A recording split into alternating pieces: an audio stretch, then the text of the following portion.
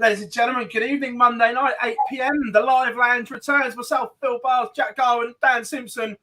2 hours, boys, and we have got a lot to cram in. It's been busy, hasn't it? It's been a bit of a quiet week. And then it all exploded. Yeah, something like that.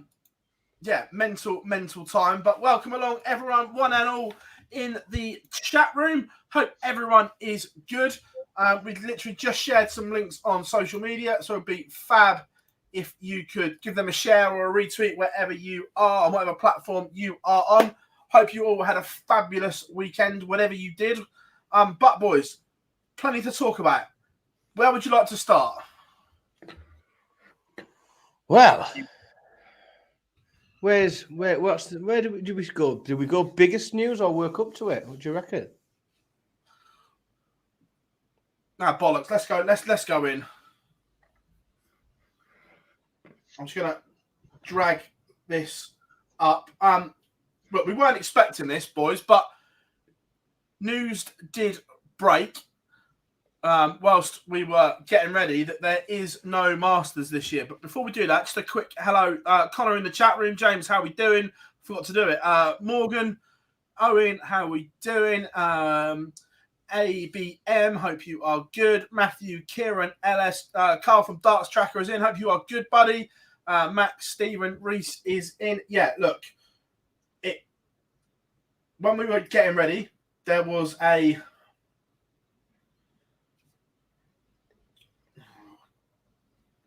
forgot I've got a new Mac. 2 seconds. Someone's doing well. No, the other one was just dead. Also, is that a Mervyn King shirt I see, Dan? It not only is it a Mervyn King shirt, it was nearly a Matt Edgar shirt, but it's just too bright for the stream. Like, I worry that the contrast, I worry it'll play havoc with the contrast. They're so bright. No, it is Mervyn King. It's because there's plenty of room in Mervyn King to move about. It's quite comfortable. Not only that, you probably can't see, but it is actually it's signed as well somewhere in the back. It's a signed Mervyn King one.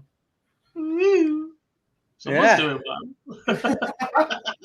Yeah, that's when you know you're doing well. You know, when you can wear your signed shirts. You don't need to display them. You just wear them everyday use. Or you're just not allowed to display them.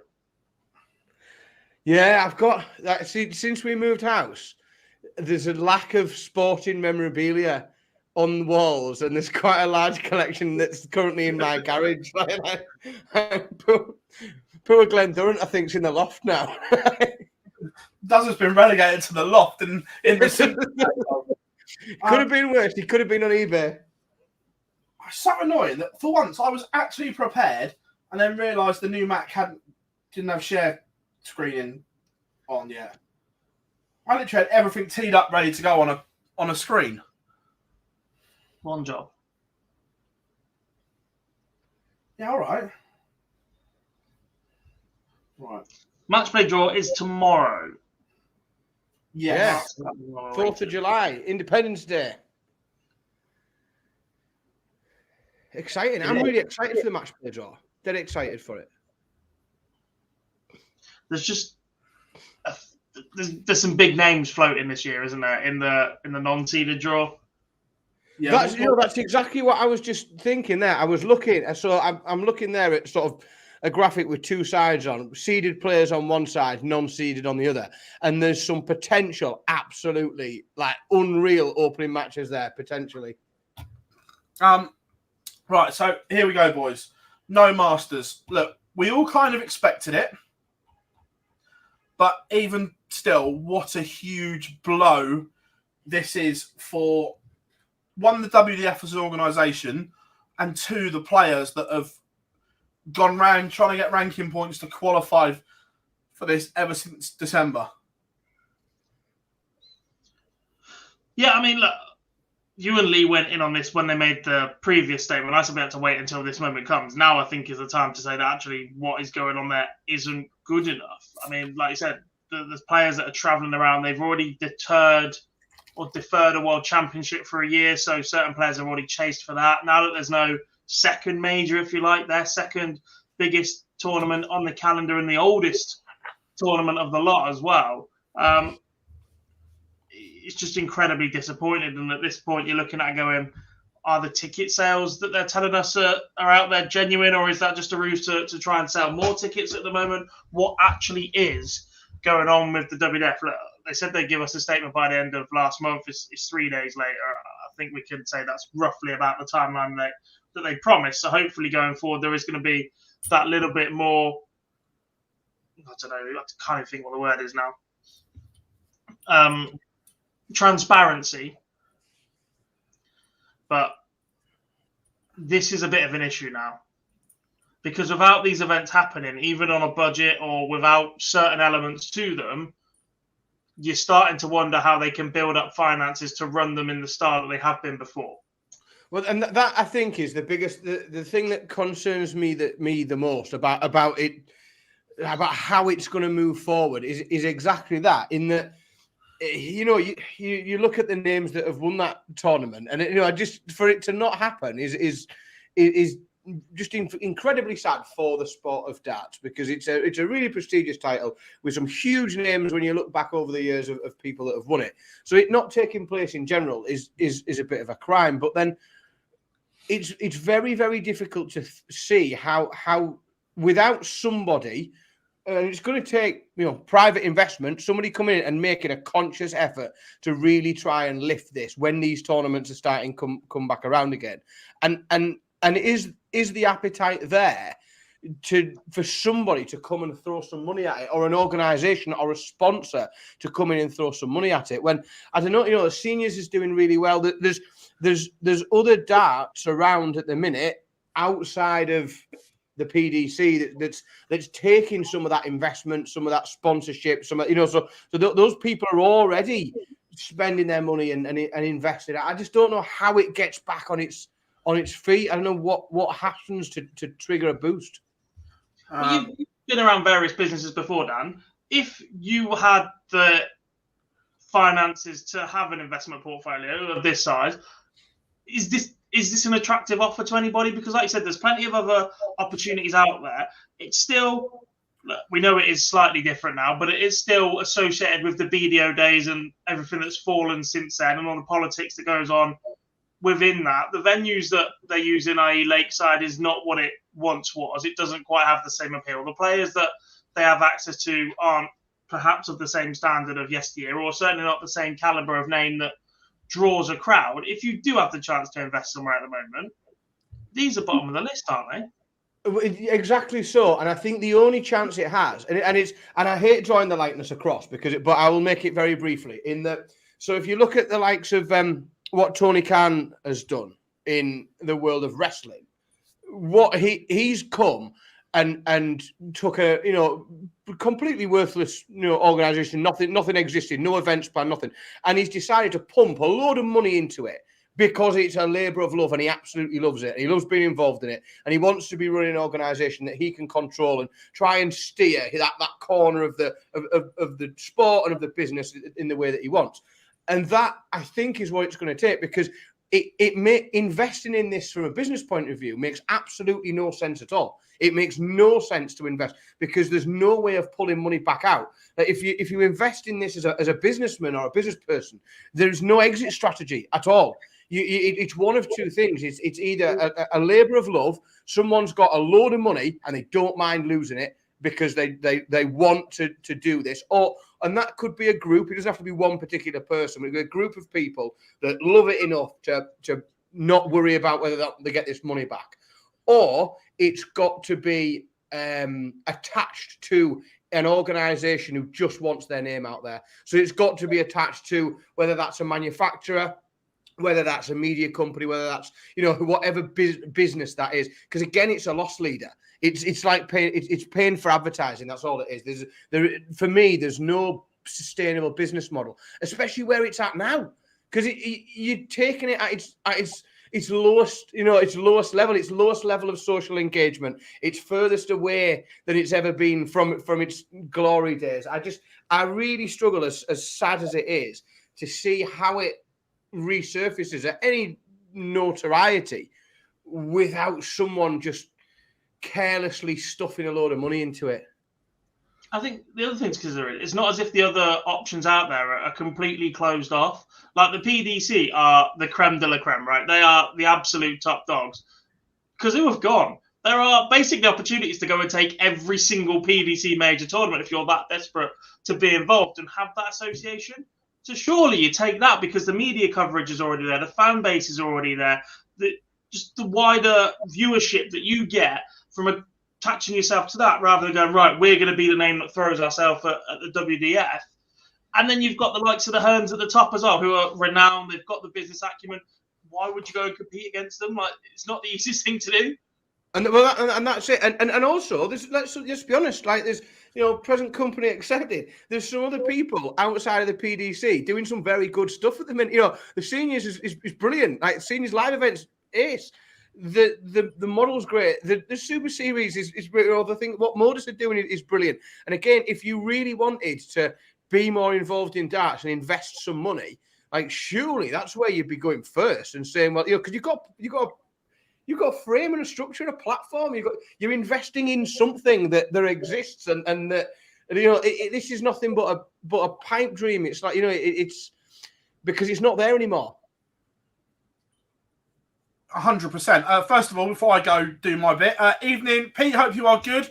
And first of all, congratulations to Mr. Boyce. Got engaged at the weekend. Well done, buddy. Well done, mate. Congratulations. But obviously, look, we work closely with the seniors goal. I'm not going to go into numbers, but we know how much it costs to put on a TV event. Yeah. I mean, one of the most frequently responded to posts I get is, why is it on BT Sport? Right? Simply because broadcasters don't want it for the rest of it. Like, BBC want it for the world. Channel 5 wanted their own tournament in Champion of Champions. Why is it on BT Sport? Because they're the broadcaster that are willing to fund it or take it and put it on their channel. Then you look at sponsorship. If they've got certain sponsors out there, like, you can't just magic these things up. So, on top of trying to find prize money, because with the greatest respect in the world, look, there's a lot of good people in the WDF trying their hardest. But as Dan said, there's no commercial arm. There's no commercial director, manager that actually seems to know what they're doing right now. So at the moment, they're trying to find prize money to run the TV event because, let's be fair, broadcasters aren't going to pay a lot for it in its current state, as you said. So unless you find a Roman Abramovich, you are in a world of trouble. And the only way that one of them really come around is if they go to every single one of the other organisations and they get shut down. They go, right, we're going to make it our business to go and smash you all up and we're just going to throw money at the WDF. Yeah, well, look, you say about organisations working together. I think it's pretty clear that the ADC and the WDF are a million miles apart from social things that we've seen and things like that. Yeah. So, look, I genuinely, it's been dubbed a gap year or whatever you want to call it, but I'm genuinely fearful now that this is the beginning of the end. The countdown to doomsday is on.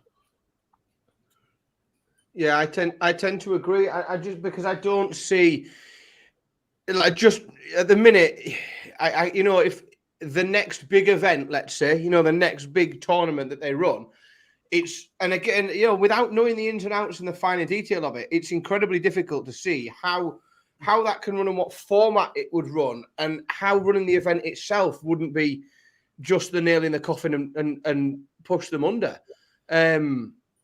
Again, there might be someone out there that wants to throw some money at it, or someone that's got like some real commercial sense and understands things in great detail or more detail than I do, who can come up with a business plan for it. But if they are, then send them my way. I'd like to work with them. But coupled with this, look, Lakeside, the ticket news is being broadcast as very good. So we'll take them at their word and go with it that, yes, ticket sales are very, very good.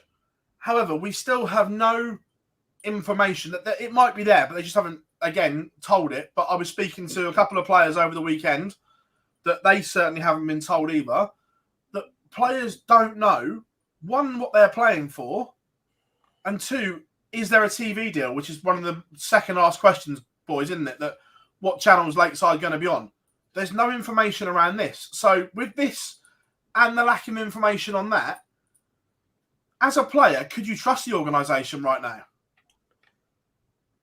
Well, you can't, and like I said, there's other solid opportunities for players to go and play. You know, that there's all sorts of areas in that players can commit to at the minute that are more stable, more secure. You know, most of these guys, this isn't their full-time job, so they're having to fit stuff in, and you know they can't play every tournament in the year. They're having to take specific time off work for specific things, and you know, and slot it in where it fits. And I think there's too many other opportunities that are more viable, more realistic, more concrete, and that offer a bit more stability for players. Well, on that stability, we'll roll with it and go into it here. But the ADC had another fabulous weekend. I get, yes, that there's no flagship event yet. We know that. But what they're doing for floor events and sustainability for players at that level, again, another huge plus this weekend. The tour in Middlesbrough looked good. Everything on social media was positive. The foundations are really being set here by the ADC, whilst the WDF are almost trying to go from the top down, where the ADC are going the other way, making sure the foundations are there and going up. It's a cracking venue, that in Middlesbrough, you know. It's 10 minutes from me, 10 minutes from my house, and it's a really, really good venue. I was dead pleased when I saw that that's where they were holding it. But just what I saw of the setup there, the players they had, like it looked like a really, really good event. And like you say, the more, you know, they're cooking on gas a little bit at the minute, and they're sort of staying in their own lane to a degree, which is great. But things are looking very positive. Certainly when you see the, you know, photos, footage, and feedback from events like that. Excuse me. Yeah, 100%. But also, God, we saw quite a public little spat between Jeff Smith and Richard Ashdown on Facebook about, again, sanctioning fees and everything like that. And we've seen, was it the Northern Ireland, the two big tournaments in Northern Ireland cancelled due to costs? It's just not been a good weekend, has it? No, not really. There's questions over how much involvement Ashdown has at the moment, isn't there? But the thing is, given that spat, it's like, the fees no, they've been kept down. If that's what the organisations are saying, even if the levy has only increased a very, very small amount, the margins on these sort of tournaments for years have always been incredibly narrow, and people have ran it out of labours of love, even national finals and whatever. These organisations aren't making a shed load of money. They're very close to break even an awful lot of the time. So that small increase might just be enough to tip them over. And that is the lack of the lack of a broad-reaching, overarching structure that's a plan where it's all linked together and it's done in a consultative way and people understand where things are going and what's happening going forward. And it's not in place, is it, at the minute? The model's just not there. No, and look, one thing I've seen thrown around a lot tonight and over the weekend in different guises is it's the BDO reincarnated, the BDO with the paint job, X, Y, and Z, and that's genuinely how it feels right now. It's sad because I think there was a period of time, and it wasn't a particularly long period of time, but I appreciate the world's gone a bit mad, and we had COVID, and we had various other things going on, but I do think that there was a period of time in which that organisation had an opportunity to leave behind the negatives of the BDO towards the end, but pick up some of those tournaments and some of the history and use that as a platform. And I just think that opportunity isn't there anymore. There was a real chance for a while that could have been kept up with and pushed along, and I just don't think it's recoverable now. Yeah, of course. Someone's asked, can we read the statement? Yeah, we will read it. I won't read the bit, but it's got Nick Rolls, General Secretary of WDF. It is huge disappointment that we haven't been able to get anything signed off to make the World Masters a reality in 2023, because we all know how much all of our players enjoyed it last year. Following an enforced absence through the pandemic, our priority in 2022 was to make sure the World Championship and the World Masters ran as advertised. However, in order for us to continue delivering tournaments befitting of the heritage, we had to adopt a more strategic, long-term planning. One-year deals are all well and good, but now when they end, the uncertainty returns for the following year. To give our players the clarity they deserve, we need to make sure that we had a multi-year deal in place for venues, dates, and sponsors.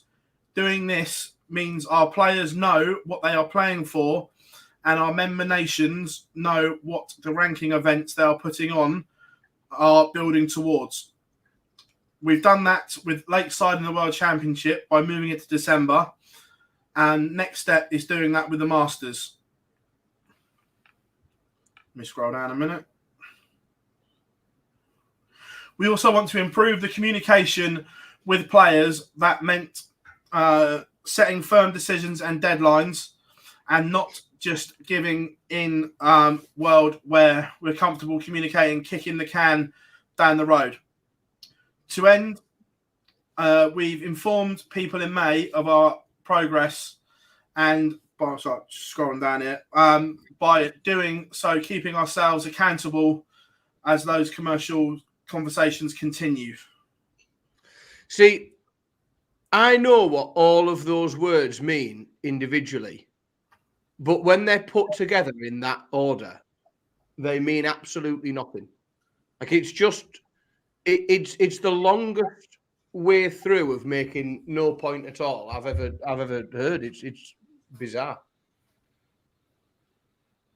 So that was the wording. Right. Off of that, we'll stay on the amateur side of the game. We've touched on the ADC. Lisa Ashton had a very good weekend again with the ADC. But boys, there was a question here which we'll come on to as well, because we had the national UKDA finals gob. I'm not going to lie, I didn't see any of it. I know that Jim Williams won the men's, which goes hand in hand with this, that he pulled out of the Euro Tour injured. And, yeah. And then turns up and plays there. That's not a good look for him, is it?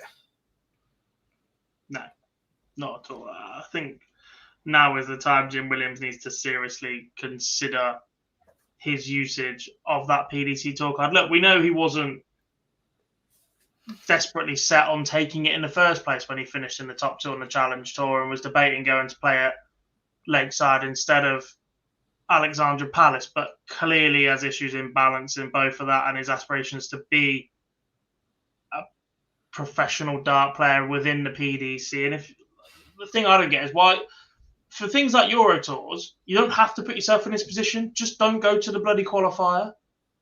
Yeah. That's the thing that doesn't make any sense to me at all, is going to the qualifiers, qualify, and then just go, no, I'm then playing in a different event. To be fair, I haven't even got much of an issue with if you go to the qualifier and then don't play, but it just seems that it's a blatant lie. If you've pulled out injured and then go and play in that, with the coverage darts gets in the UK, you're not going to get away with it. And you can't these days anyway either. Like, no, you can't fart without the world knowing about it. Of course, if he goes to something like that, people are going to take selfies with him. People are going to want to just generally take a photograph of him. People are probably into darts enough to know he's not meant to be there. He's pulled out of something else. Like it's naive, to put it mildly. Yeah, well, that's how we first saw it. That someone had a selfie with him and put it on Facebook. Yeah. That was on the Saturday before. I'm not going to lie, because obviously there was so much going on. I was keeping an eye on it, but I wasn't looking at who was playing. And the first thing I saw was Jim Williams. Oh, I just had a selfie with Jim Williams on Facebook, and it's like, come on now. Odd. And look, I think it's fair to say he may get a fine for that. You'd expect so. Depends how late he pulled out, doesn't it? Yeah, if you told them you've pulled out injured, and then you've gone and played in another event. See, I'd like to think that I'd be able to talk my way out of that one, with the event being in Europe, and because I'd have all sorts of excuses about where I was staying and how I was traveling, how many hours I'd need to do this and get on a plane and this. Like I'd feel fairly confident I could talk my way out of that, and I'd have gone to that event just to sort of as part of my recovery process, and I got a lift there and I didn't drive and I did like I don't know, but I'd like to think I could talk my way out of that one. Yeah, I mean, if it goes wrong, you haven't spent anywhere near as much on travel or expenses or anything like that, have you? It's like, I'm working my way back in. I don't want to play with this injury in front of a crowd or on TV. That's it. I mean, if he wants to get in touch, I'm happy to represent him in his negotiations over how much he'll pay. Dan Simpson QC. Yeah. He's got enough bloody letters after his name. You don't need them another string to the bow. I agree, James. This one's interesting from Leo. Is it possible to give a tour card back mid-season? I would guess so.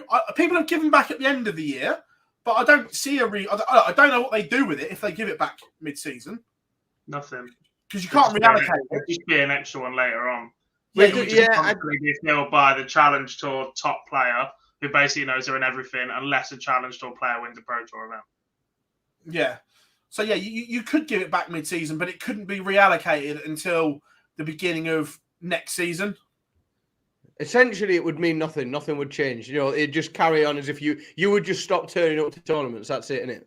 Yeah. And I tell you what, we've timed it to absolute perfection. Because as if by magic, we know what we're doing in our timings. We are joined by the one and only Mr. Gian van Veen. How you doing, buddy? Good evening. I'm well.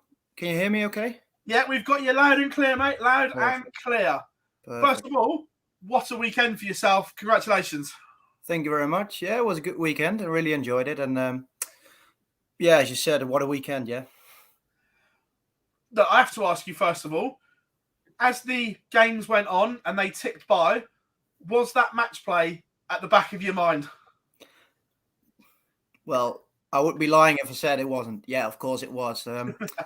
I knew before the weekend you have to win the whole Euro Tour to make it to the match play, and it would be tough. But as you say, when the matches went on and the first round win, second round win, third round win, of course it was in my mind. But yeah, it didn't work out at the end, but still very happy.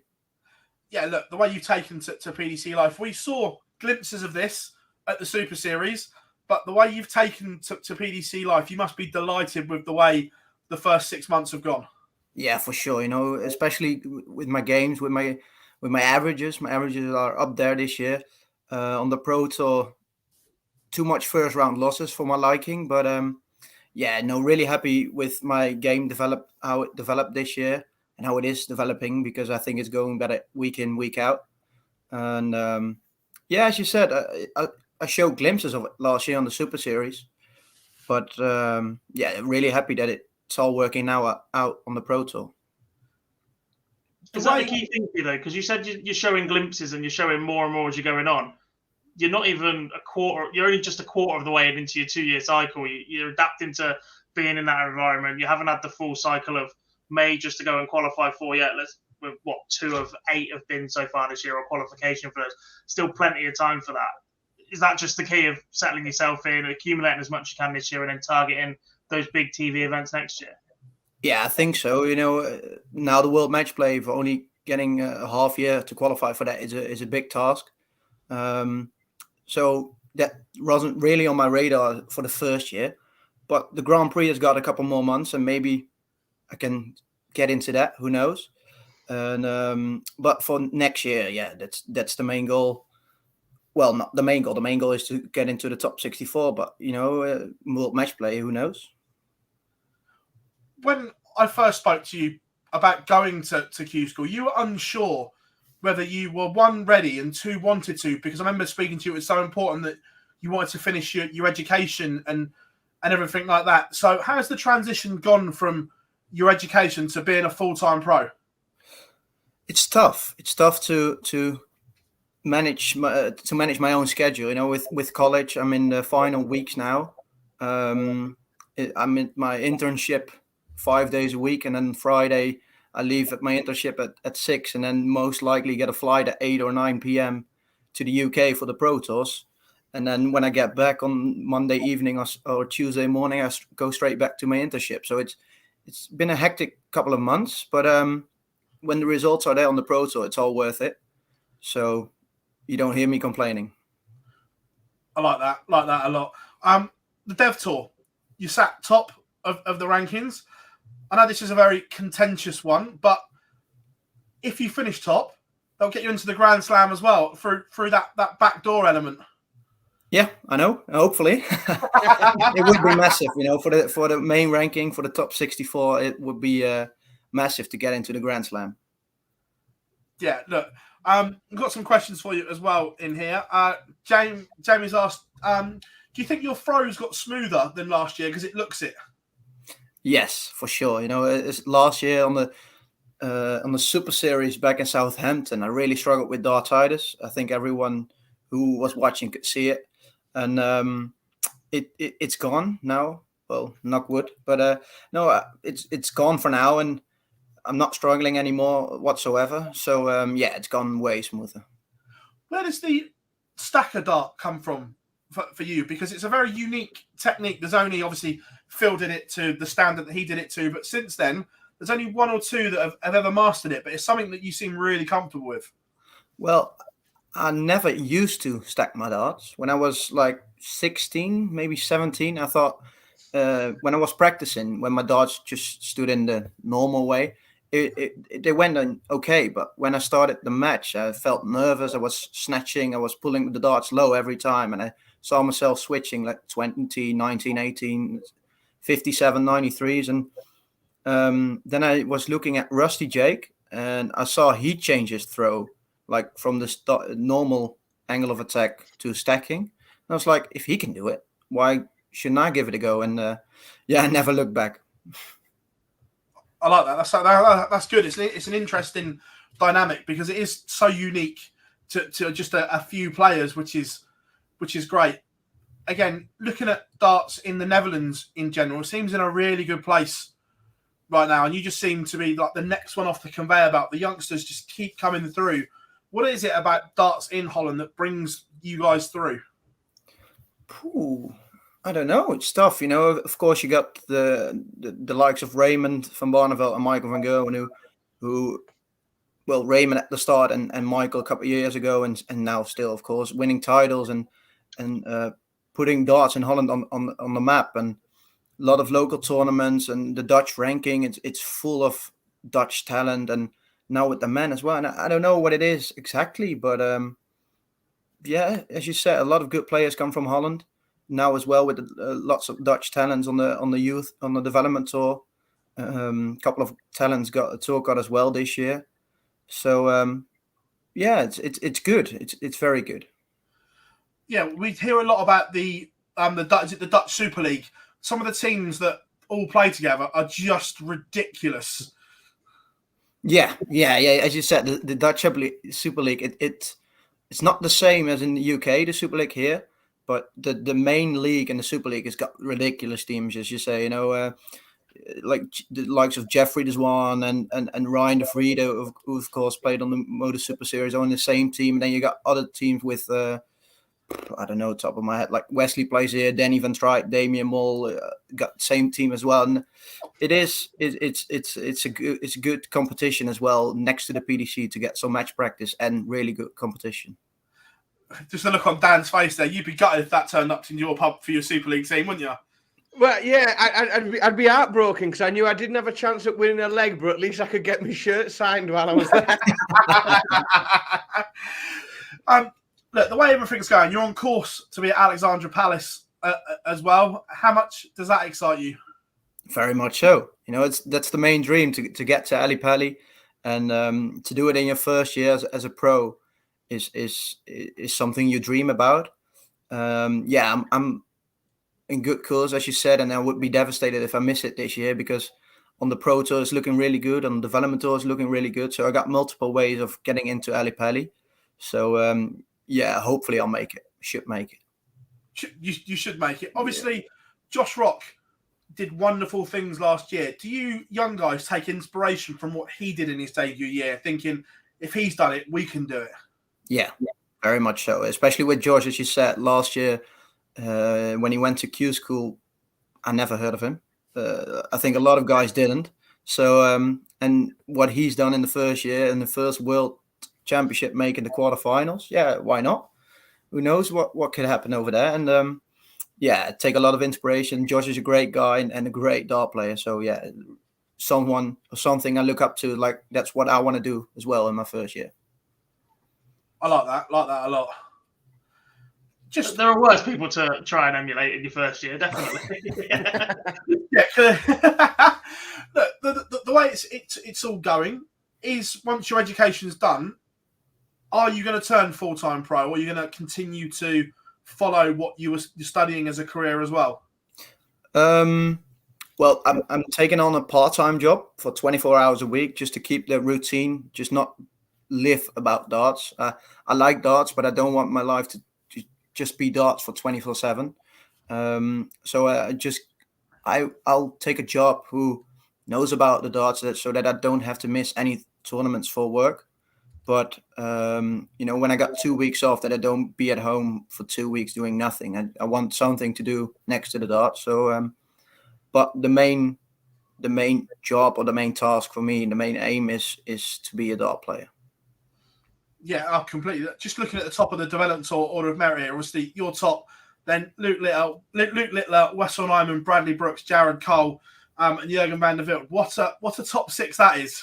Yeah, it's got some good players, and the competition on the development tour is tough. Especially in the best of 7 with an open draw, you can draw whoever in the first couple of rounds, and it's tough. But very happy to be on top for now.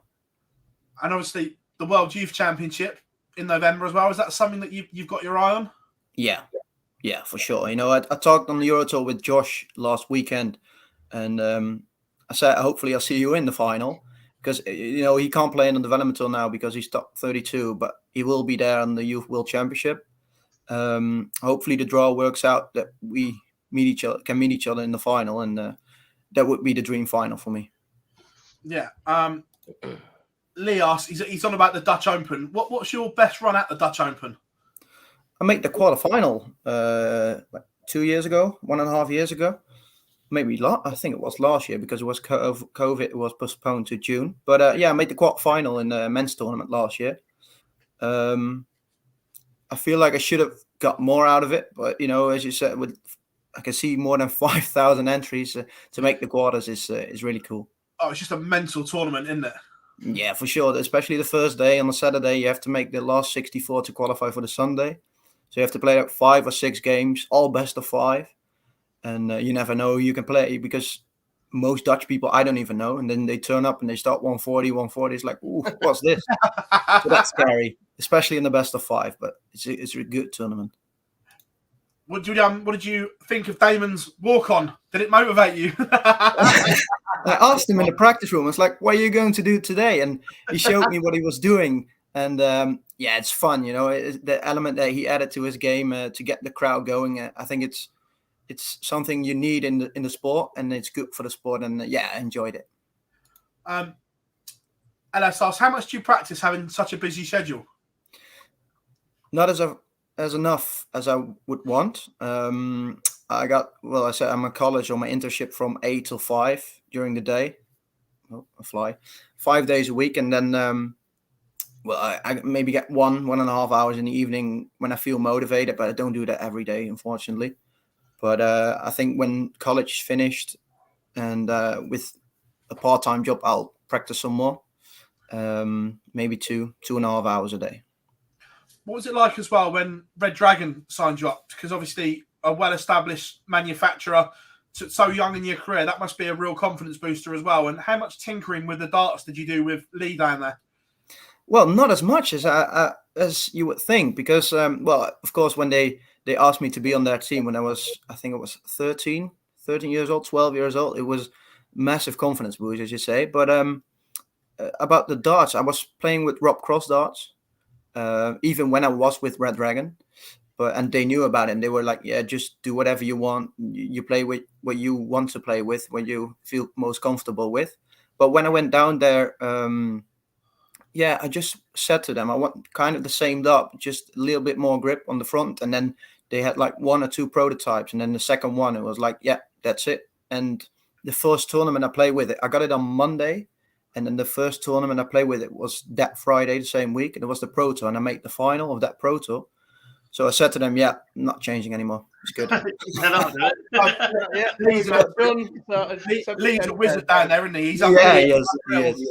What was it like last year playing on the Pro Tour as a top-in? And did that give you a good guide to what it was going to be like this year? Yeah.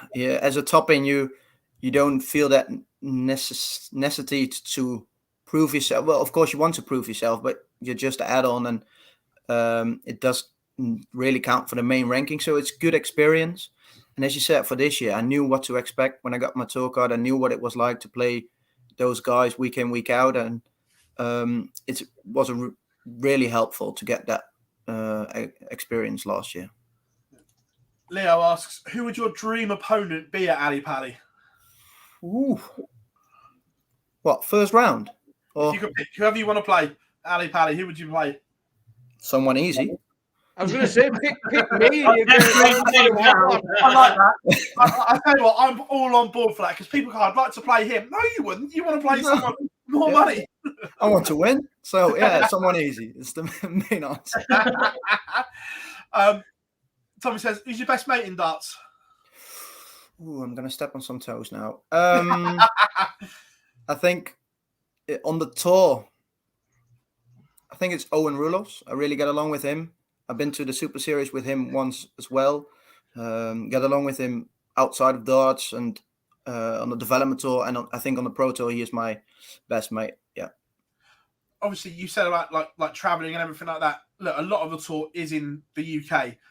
But do you think that we'll see a time where it is more of a 50-50 split and we see more in continental Europe?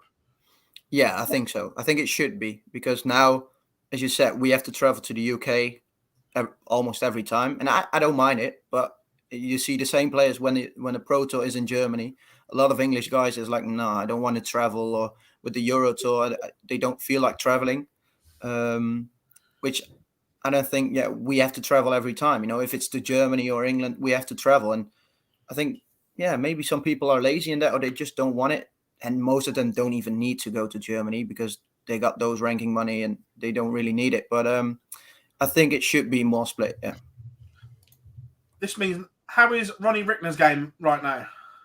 Ooh, it's a tough one. I speak to Ronnie quite a bit, but not really about his starts. So I don't really know at the moment. It's not that good for me. He's my manager or managing partner for my management. So I know him quite well, but I don't really know where his game is at the moment. So far in your young career, what's the best venue you've played in? Please don't say Barnsley Metrodome. You beat me too. Way down the list. You can't have Barnsley. Let me think. Not Wigan. Wigan's even worse than Barnsley. Yeah, for sure. I played when I was young, I played in the Dutch Open, like on the 14s in the final. That was cool, in front of a 2,000 people crowd when I was 13 years old. But yeah, I didn't play in the big venues yet. So I don't know really. It's a tough one. Them all off. They'll soon be coming around. Yeah, hopefully Ali Pali at the end of the year. This is a very, obviously Ali Pali is special because it's the Worlds. But if you could only play at one, Ali Pali or the Winter Gardens, which one? Winter Gardens. Yes, big fan of that answer. Yeah. Well, venue-wise, not tournament-wise, because of course I want to play. But yeah. Yeah, there's just something about it, isn't there? Yeah, for sure. On tour life, what's tour life like? Because people, obviously, I travel as well, like you guys do, and people think it's like this glamorous thing. But how do you find tour life? Because if you lose in a tournament early, you're back to your hotel and kicking your heels. So how do you adjust to that tour life element? I think I'm coping with it quite well. When I started playing in the development tour, of course, you got 2 tournaments a day. But when I really started, I was almost losing first or second round every time. So I was used to getting back to the hotel early. But no, not on the pro tour, with 1 tournament a day. And when you lose first or second round, it's tough. But I got some good friends who... I shouldn't be saying this, but who lose quite early sometimes as well. No, it's good company, and we get along quite well. And have you got a little club of people that go out early on the regular? Maybe. Yes. Don't tell them that I said it. But no, it's tough. But especially now with college, I can do some things for school while I'm away as well. So that's doing okay. And yeah, it's not boring, never. I like that. Before I let you go, what would a successful year for Gian van Veen be? If we sit here come January the 3rd, what would a good year for you be? Well, beforehand, I would have said to make the Player Championship finals and the Worlds, but I think I will change it now. I think, qualifying for the Worlds and the Player Championships, of course, but I think I really want to be in the Grand Slam when I'm first on the development tour, and I really want to be in that. And I just sneaked into the provisional spots for the European Championship as well this weekend. So we've still got 3 more qualifications for the Euro Tour to go. I think I want to qualify for at least 2 of them to hopefully get into the European Championship. And but January 3rd, maybe win 1 or 2 games at Ali Pali, and to make the Grand Slam and the Player Championship finals, then it will be a successful year. Amazing. Gian, thank you very, very much for coming No on problem. the live match. It's been massively insightful to have you on, and I like that different insight that you guys have from Europe compared to some of the younger players in the UK, shall we say, mate. So, mate, massively appreciate it. Thank you very much for coming on, and good luck for the rest of the year, mate. Thank you very much. Thank you for having me, guys. Pleasure, buddy. See you later. Gian van Veen, everyone. I tell you what, boys, I love that attitude. What a thoroughly good chap. Yeah. I tell you what, it's dead refreshing, because we've had, so the last few of these shows that I've been on, it genuinely fills me full of hope. Like the conversation we had with Connor Scott when he was on, obviously that conversation there, it's really promising, isn't it? Just the not just the darts talent. Like the darts talent's amazing. Like the fact that these guys play amazing darts is ultimately the most important thing. But they are all like bright, intelligent, half sort of head switched on with a plan, like not particularly naive. And I just think it bodes very, very well for the sport. It's full of, switched on young people that are doing things in the right way.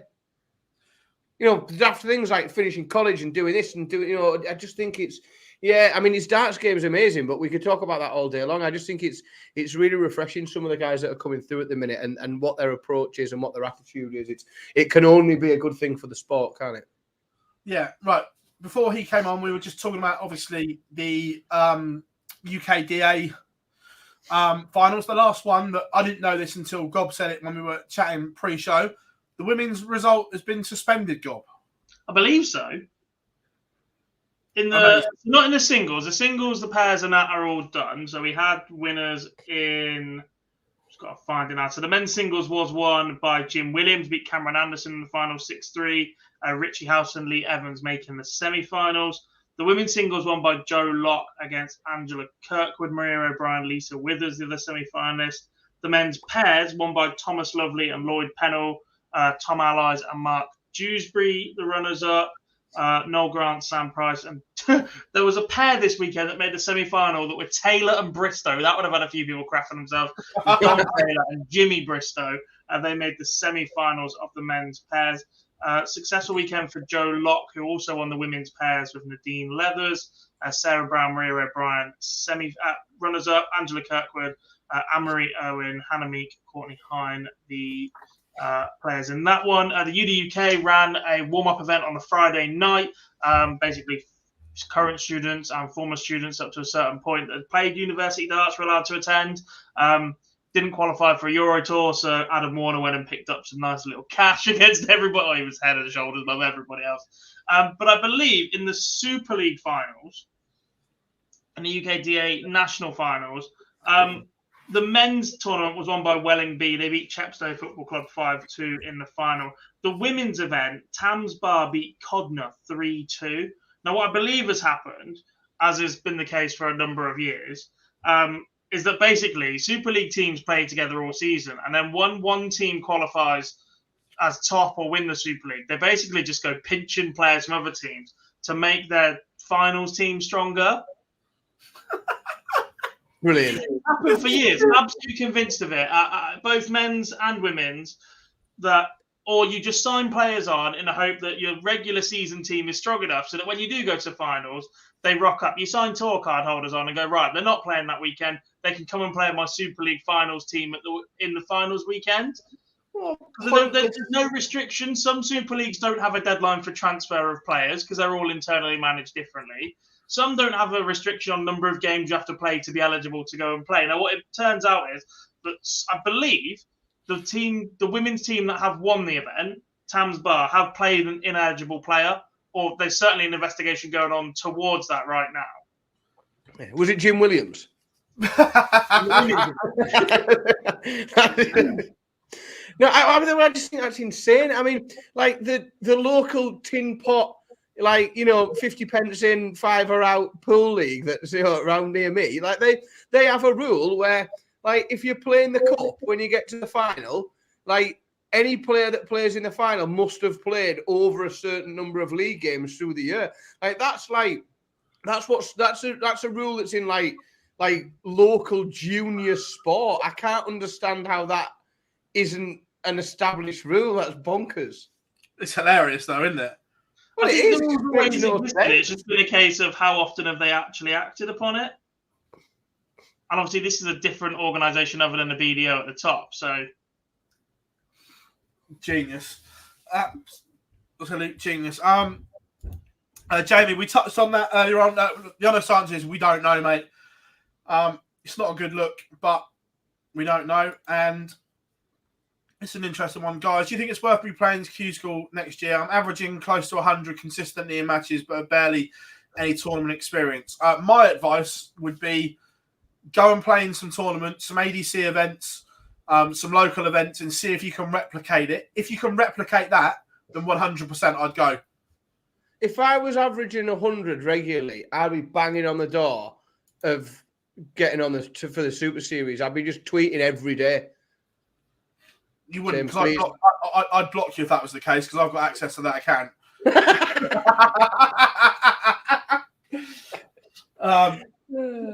Right, so from there, we are going to go to the Euro Tour, because it was the race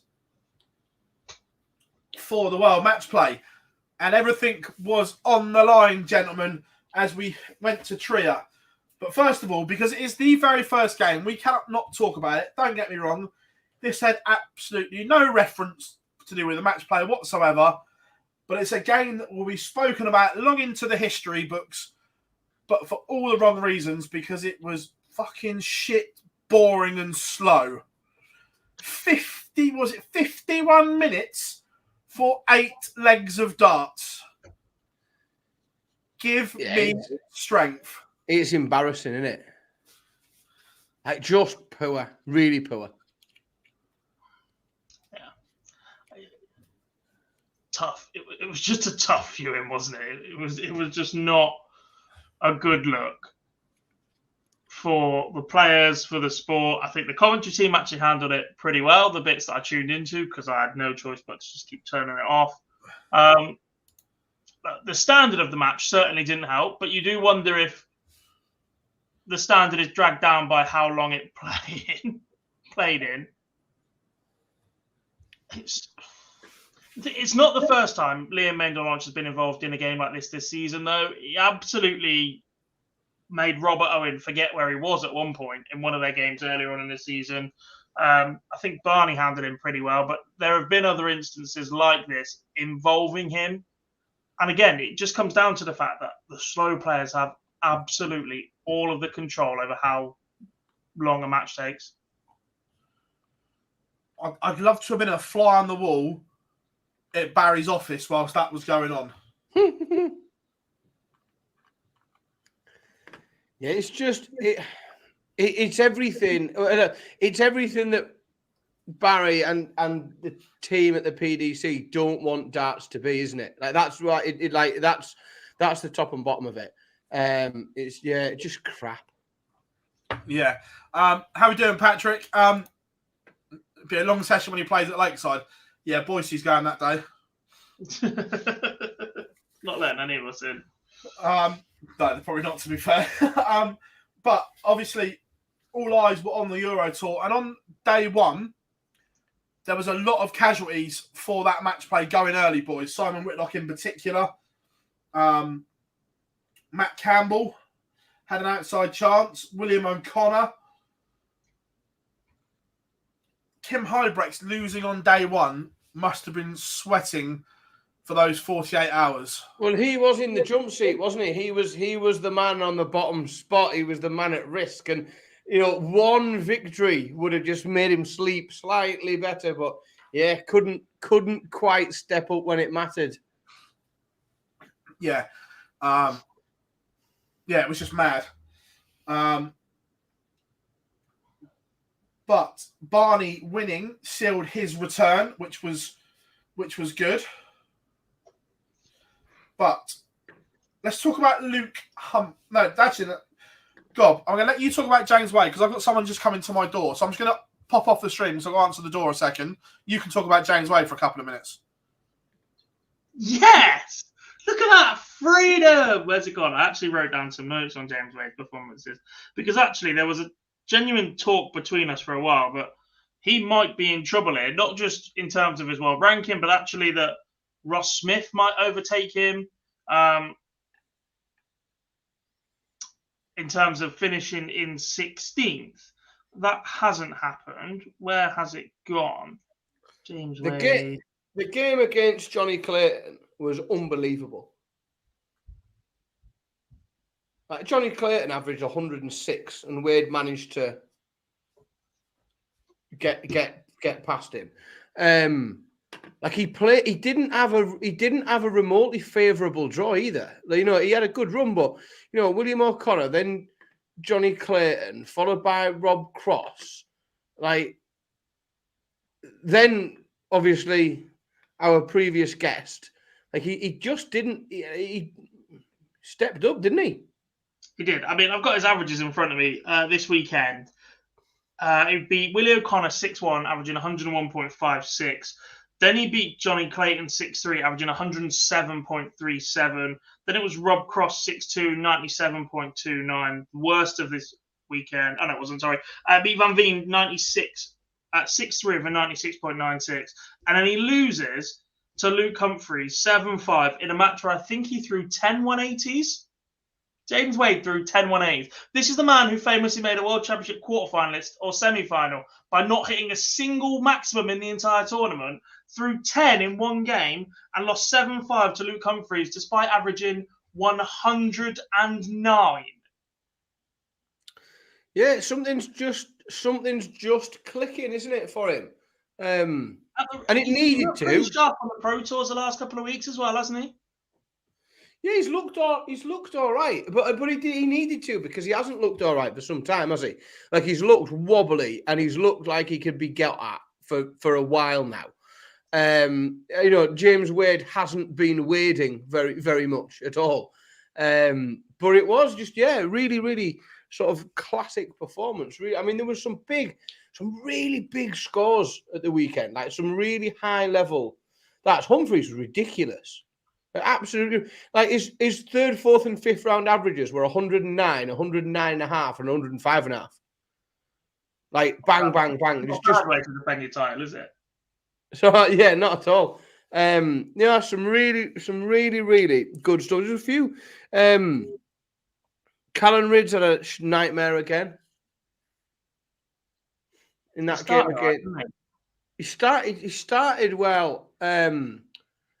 His first game was fine, but then he got into a Barney with the marker in his match against Schindler, and it just seemed to throw his game completely chucked him off what was going on, and it sort of all fell apart. He looked all right against Stephen Burton. He didn't look amazing. He looked all right, but then he completely lost his head against Schindler. So yeah, it's a bit concerning. I think the way that he's some of the on stage car crashes, to be honest. Like, it's not going too well for Callan Ridge at the minute, I don't think. So in conclusion, James Wade is the best player in the world. I completely agree, Dan. Yeah, well said. Phill says the same too. So he played very well the weekend. Really well.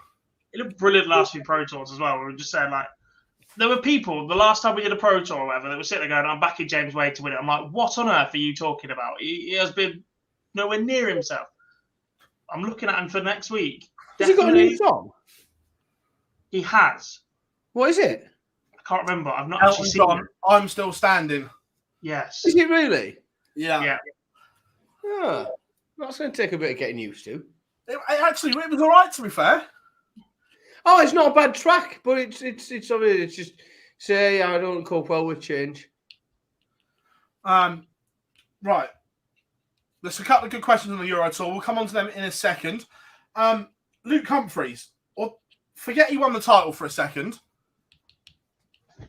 96, 109, 109, 105, and then 93 in the final. He's on the verge of going berserk, isn't he? Yeah, and he's got that. Like, he does have that game in him. It's just when it's when he does it in a big one, and when he runs riot, because like he's got, as you can see, we all know he's got that performance in him. But you do feel this year, and like he could be a good shout at the match play. He really could be a good shout if it starts to click and he starts to put some of these performances together and average the way he has been. He'll take some beating. I mean, we'll no doubt sit there and go through the match play later on, but actually, the more and more you look at it, the more and more. If we'd had this conversation 3 months ago, there'd have been a fair few players in that top 16 that you're like, if I make it, I want to draw them. I fancy a crack at them. I'm not seeing them again out of nowhere. They're just putting it together at the right time. James Wade looking so much better. Joe Cullen looking better. Luke Humphries looking solid. Like players that you potentially were giving up opportunities in the last 3 months are just starting to peak again. It's amazing how they just keep doing it at the right time. Yeah, I agree. There's still a few in there. We'll come on to that when we talk about it in a minute. But on Saturday, obviously, we've known for a while, and we've been teasing it, X, Y, and Z. Michael Smith playing with new equipment, boys, for the first time in a decade. They look quite nice as well. I fancy a set of them. Wasn't sure how it was going to react. Look, it's one of those ones that, as a player, that yes, I can play with anything, but it's trusting under pressure. But Swift seems to settle quite well with the new ones, boys. Yeah, and you've got to assume, haven't you, that it's not it's not being done on a whim. You know, it's not like you've got to assume he hasn't been handed them last week and away. He's had them for a while, but I was chatting to him about this. I can say this now because it's all out in the open. But because he knew he wasn't changing until here, he'd been doing half an hour with the new ones and then back to the old ones. Next day, half an hour with the new ones, back to the old ones. So it has been a transition, but still, in the back of your mind, the fact you haven't changed darts in 10 years, it's still something that you're thinking about. Potentially, but I mean, the first two performances certainly suggest otherwise. He looked ridiculously good. Yeah. Yeah, and look, I wasn't expecting. Look, Shot have made some very fancy-looking darts over the years. We saw the late Carl Andersons were very aesthetically pleasing. Devin Peterson's the same, but I wasn't expecting Smith to come out something like that. Yes, the range darts will probably look very slick and chic, but he was never going to throw with something like that. No, he's got to keep. Well, that's it. He can't change his throw. He can't just, he needs something that can just slip into his fingers and come out without him having to change anything about his game, because his game's got him to #1 in the world. But yeah, I'm sure there will be all manner of colours and shapes and strange variations among the set that folk can buy with his face planted on them. But no, I think we'll see. I don't know. I'm always, and I know it's obviously contracts have times on them, and when things are up for renewal and things need to be changed, it's to a degree, it's not within his control entirely. I wasn't sure on the timing. It just seemed really, really close to a massive tournament to switch darts. It's really close to the match play, but. I don't know how much control and how much freedom he had to pick as and when the time will be.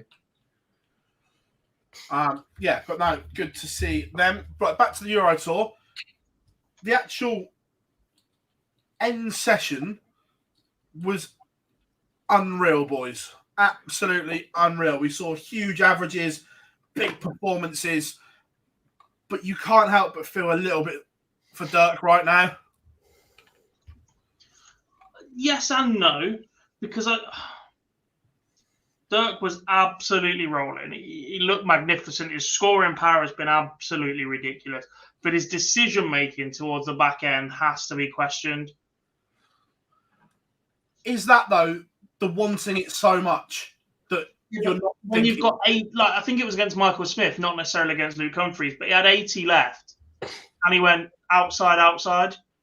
He tried to go tops, and he's gone outside, and it's let Smith back in the game a little bit. And when you're as Dirk loves double 16, right? Absolutely adores double 16. Do I back him as much on tops? Probably not. When you're not on your favorite double, in a situation where you've never been before as well, because I'm pretty sure it was tops that he was missing darts at in the deciding leg against Luke Humphries as well. It was, yeah. You've just gotta just settle, and it just seems to be that there's too many distractions, too many little things going on around it. Yeah. But Luke himself, he's on a roll right now. I think the Premier League disappointment early on in the year hurt him, but I think that's firmly to the back of his mind now, and he looks settled again, which is a danger for everyone else. It is on Euro Tours because he absolutely sweeps them up. I mean, he's already been in 4 finals this year. That's his 5th, and he's picked up a title now. We've still got the back end of the most important part of the year in terms of TV titles to go hunting for, and surely that is the next step for Luke Humphries. Yeah, you think he's world number 6, and he hasn't won a TV major.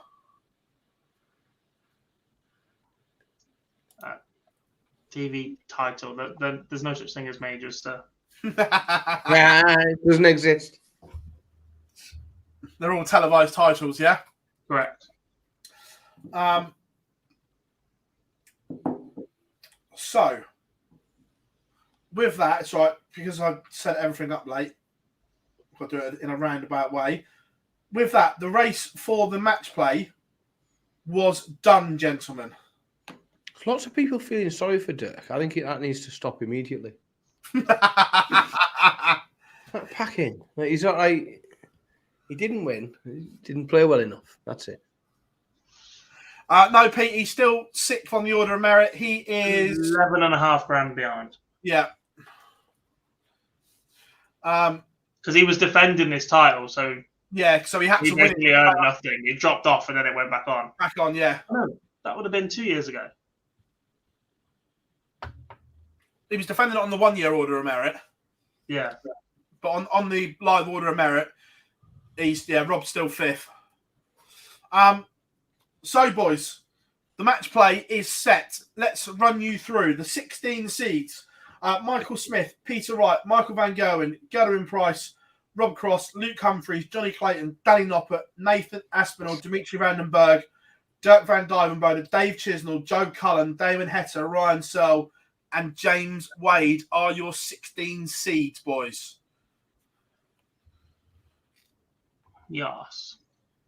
The 16 from the Pro Tour Order of Merit: Josh Rock, Martin Schindler, Ross Smith, Christoph Ratajski, Jose de Souza, Andrew Gilding, Gary Anderson, Stephen Bunting, Gabriel Clements, Chris Dobie, Raymond van Barneveld, Daryl Gurney, Mike De Decker, Steve Beaton, Brendan Dolan, and Kim Hybrex. It's not a bad lineup, is it? No. No, and it's really there's some absolute bangers potentially. Like we could see some unbelievable first round games, but there are players in there on both sides of those draws that can be got at the moment. I agree with you. There's definitely without being disrespectful to anyone, I know exactly where I want to be when I get drawn out from the Pro Tour Order of Merit. I know exactly who I want to take on. You want to have a go at Dimitri Vandenberg? Not yet. I want Ryan Searle. Because he changed darts at the weekend. He went to a 34 gram dart. I was going to say, Searle. what's he up to? About 14 kilos. That's what he's saying. He went up 2 grams. Yeah. And without trying to pre-plan ahead too far, because obviously there are plenty of players from the Pro Tour Merit, there is still quality in these players. I want Ryan Searle. I want a last 16 against Peter Wright, or a Pro Tour player that's beaten an off-form Peter Wright, and then I want a quarter-final against Johnny Clayton or Dimitri Vandenberg, if they make it that far. And unless Gary Anderson or Josh Rock gets plonked in that. Yeah, in the mix. Yeah, but right now, you look at the way that those top 16 break down. If you offer me a quarter-final against Clayton or Vandenberg... Yeah, I agree. That's the route to get there. Right. So, if you're one of the seeds, which 2 players would you be happy with from the Pro Tour Order of Merit side of it?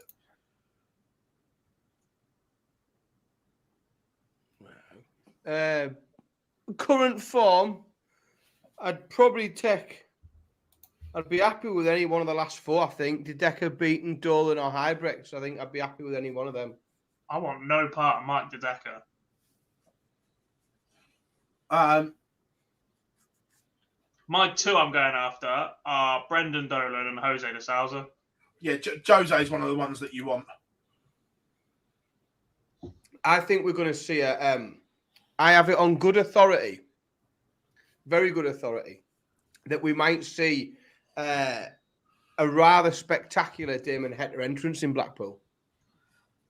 Last time I spoke to him, is it going to be cricket orientated to do with the Ashes as well?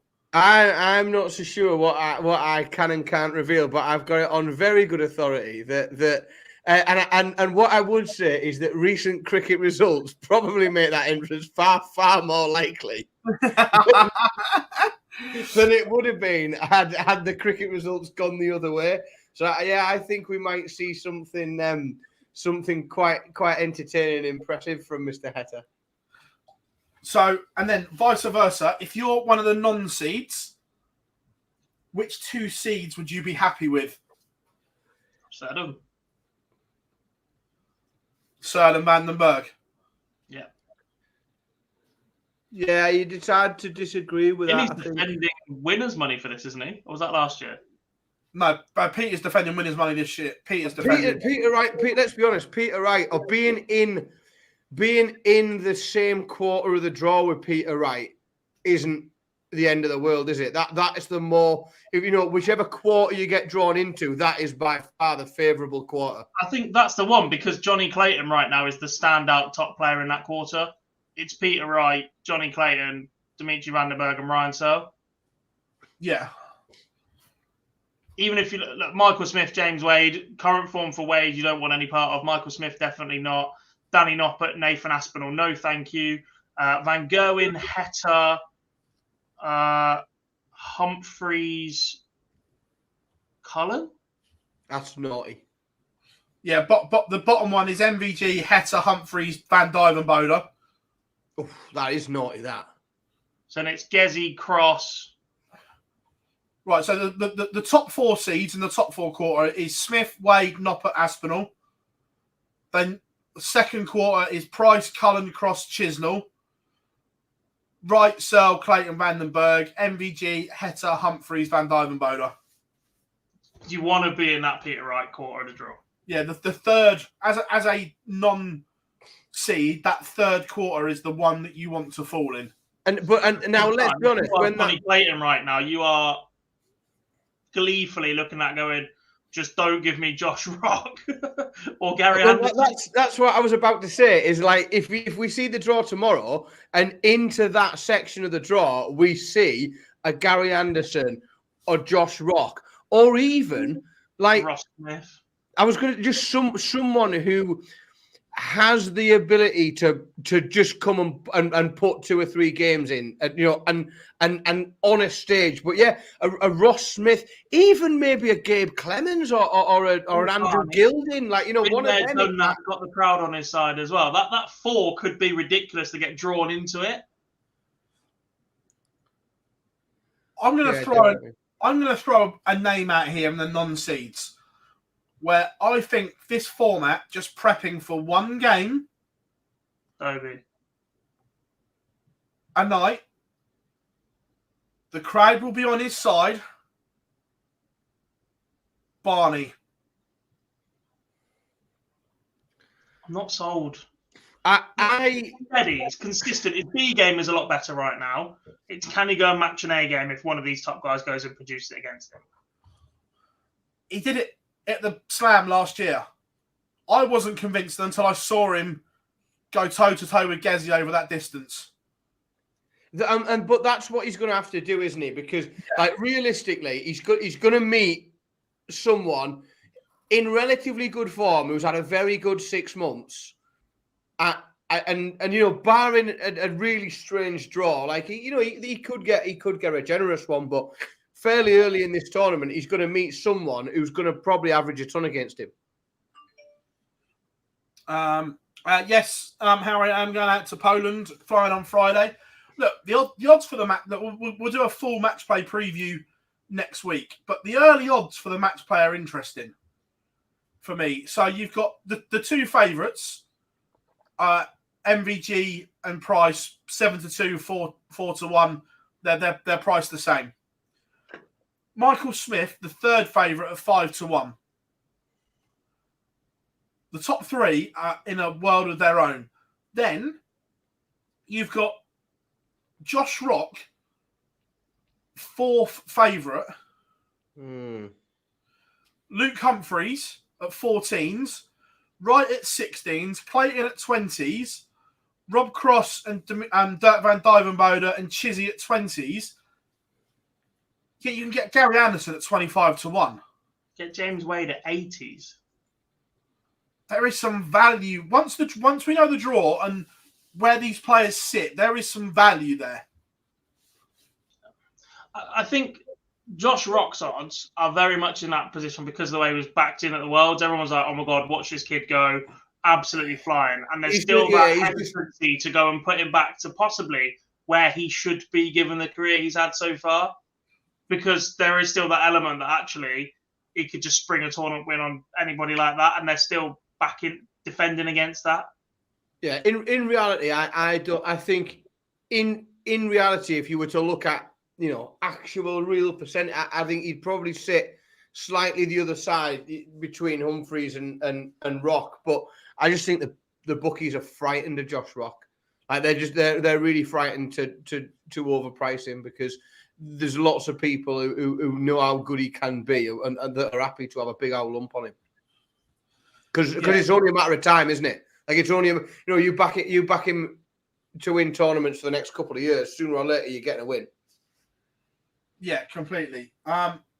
Whilst we're on the subject of the match play, this came out today from MVG boys. What was your initial thoughts? Is this about his braces?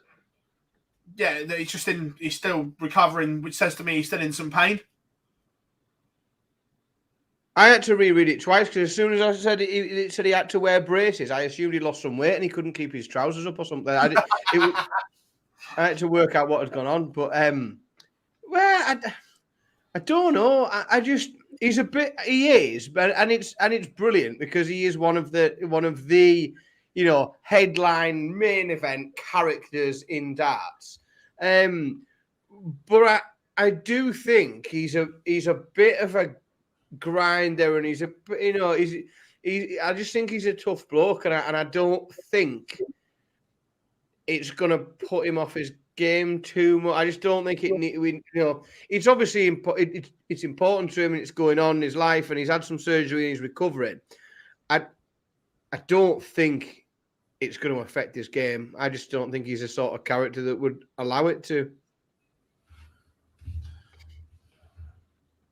Fairs? Plenty of decent painkillers around, isn't there? So that's that. So yeah, that's the match play. We'll go more in detail on that next week. Plenty of people asking about Poland. It's not live coverage from ITV. That's all I know. No. I'm not even sure you're going to get full games. Ned's busy, you see, with the Tour de France. Ned's busy with the Tour, yeah. Jackie's in Australia for the Women's World Cup. Yeah, see that it's the law on staff. I think it may just be extended highlights. Yeah, that's what you'll get. I'm not even sure you get full games. PDC TV, it is then. Yeah. Yeah, that's one of the great things about PDC TV is that they've got their own platform that they can now just put it on. Yeah. Is there? I know this is a question, and I'm always about 5 years behind everybody else with technology. Is there an app, PDC TV? Yeah, there's a PDC app. So could I put that app again? I apologise. This is the questions a 12-year-old would ask. Can I put that app on my Fire Stick so I can watch it on my proper telly? No, but you can cast to your TV if you've got mirroring. Yeah, we'll have to talk about this outside of here. You'll have to coach me through. I'll FaceTime you. You can set me up. We'll be talking down through how to do it. But yeah, that is that one. Right, what else have we missed? Because we always miss everything.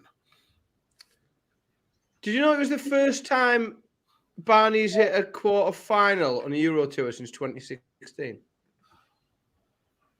It's a long time, isn't it? Yeah.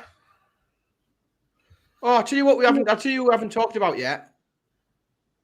We haven't talked about Luke Littler. Yes. Oh my goodness. Right. Did he do his GCSEs? I don't know. No, I think he's in his final year of school at the moment. I need to speak with that kid. However, I try not. Me and Chris Murphy spoke about this in the interview that we did. That you try not to heap too much pressure on young kids coming through. However, it is becoming more and more difficult not to, because every time he is asked a question, he gives you an answer and more. And look, in Group A, Andy Barton's had his number. But in the biggest game of the week, you rock up and you average nearly 118 as a 16-year-old is mind-blowing. It's bonkers, isn't it? Like, it's bonkers. And he's such a lovely... I met him in... I met him in the Winter Gardens last year at the match play with Lee Boyce. Me and Lee had a chat with him, and he's such a nice kid. but like his darts is ruthless, isn't it? Like just relentless ability. And the age that he's at, you do just think, well, like you give him another 2 years of playing not just regular competitions, but also playing in pressure situations. Because like whilst the pressure the pressure is starting to come on him more because he's been, he's written about more and he's more on social media and we talk about him more and we write articles and stick them on the website about him and he's becoming more of a name and with that comes more pressure. But the idea of or what could come or what he could achieve potentially before he's in his 20s is genuinely mind-blowing because he's incredibly talented. He's generally on course to be a world champion this year. If he's back at the WDF, that's before Q School this year. That's before any of that's even set. You think how many men's opens he was winning in the last few years under the BDO and WDF banner at 14 and 15, and he's continuing to do it. And like Phill said, every time you ask a question of him, he responds, but he does it with such a maturity on his shoulders. He's just brilliant. Like, even to have the presence of mind to be comfortable enough to go, do you know what? Friday night, I think it was. Thursday, he was 4 from 4 Thursday. He said, tomorrow night, if I get qualified nice and early, I'm going to try and have a bit of fun up there. And he was going for things like 110, ball, 10, ball, and missing the second dart, a bullseye. And you're like, and that was in his final game, and it cost him the 8 from 8. Perfect. You're like, oh, has that affected him going into Saturday night? Has it, Heck? Like, just to have that, he was tinkering with equipment. Like, he's such a thinker about the game, but he's just so natural with it as well. It's ridiculously good. Watching him as well, one thing that he was practicing in Group A once the title had gone, he can stack them as well. He hit a 180 stacking. Yeah, so I referee a lot for Henry Coates through Derbyshire, and there was a point when literally all of the boys on the JDC had an obsession with trying to stack them or get them going in as flat as possible instead of throwing in at a natural angle. And I think they've all gone back to the other natural angle. Henry's definitely reverted to getting them to stick in and using that barrel a lot more because he found he was switching around a lot more and chasing trebles. But I think basically that JDC England A team from the last couple of years have all experimented with angle of entry to the board already. They're 15 and 16 years old and they've already gone, do you know what, we'll do that, we'll get it out of the way, and if it's better for us, we'll stick with it. But it wasn't. But they can use it in certain situations, like Luke's using it, going for tops, knowing that if he's low, it's a perfect to stack on top of it and go again. Like, just the presence of mind, the way they're thinking about the game at that age, just getting all these processes done is just staggering. And he's going to walk in, like, let's be honest, unless something really bizarre happens, he's gonna get a tour card in January. Unless something really strange happens, he'll have a tour card in January. Because it's currently difficult. $4,000 clear of third place, which is Bradley Brooks. Yeah, but line that as well. But on top of that, it means that they're all going to have to beat him to get that $4,000 back. Like, it's highly unlikely that he doesn't be handed a tour card at the end of the year. And then, like, I just sort of think, away from the big stage, away from the big tournaments, you just put him next year, event after event after event in Barnsley and Bolton and Wigan, and like he's going to do serious damage on them Pro Tour events, them floor events. He'll do massive damage next year. Yeah. If you take all the big tournaments aside, take Telly away, like he'll absolutely tear up that Pro Tour.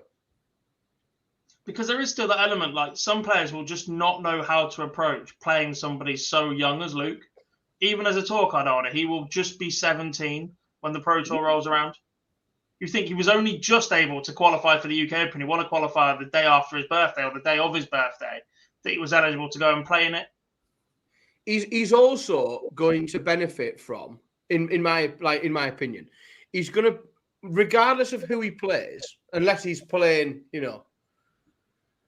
Getty Price in Cardiff, when he goes into an event with a crowd, on the telly. Like, it's going to be like Fallon Sherritt on the telly for the first couple of years. They have to be. Because everybody in the crowd is gonna be rooting for this 16, 17-year-old kid to beat anyone. Doesn't matter who it is. Doesn't matter. It's like when Fallon goes, it's like Fallon going to the Palace. It doesn't matter who she's against. The crowd just wants that underdog, that the female player, the kid that's still at school, whatever it is. So he's gonna have the crowd behind him. It's a very, very exciting time. Well, yeah, because traditionally those players shouldn't win games because of their characteristic, whether they be their gender or their age or whatever. That just doesn't happen at this level of sport, but it's happening more and more and more. There is that worry that you hype kids up way too much. You look at kids that have been hyped up in the past. You look at former world youth champions. James Hubbard isn't playing anymore. Justin van der Gaal seems to have slipped back an awful lot. He was the next big thing to come out of the Netherlands. You still see a lot of the players on the Dev Tour now that 3, 4, 5 years ago were like, oh my God, this guy's going to do it. Oh my God, this guy's going to do it. The mentality on Luke and the fact that he's been there and done it in other events constantly as well. Like, he's played in 3 series of the Super Series now. He's made it to finals night in every single one of them.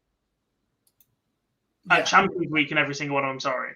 Like, it's just ridiculous. It's just mind-blowing what he can do. I genuinely believe we are looking at a generational talent. He's possibly a couple of weeks away from another 20 grand prize. That means from the Super Series in prize money alone, he'll have earned 50 grand in just under half a year.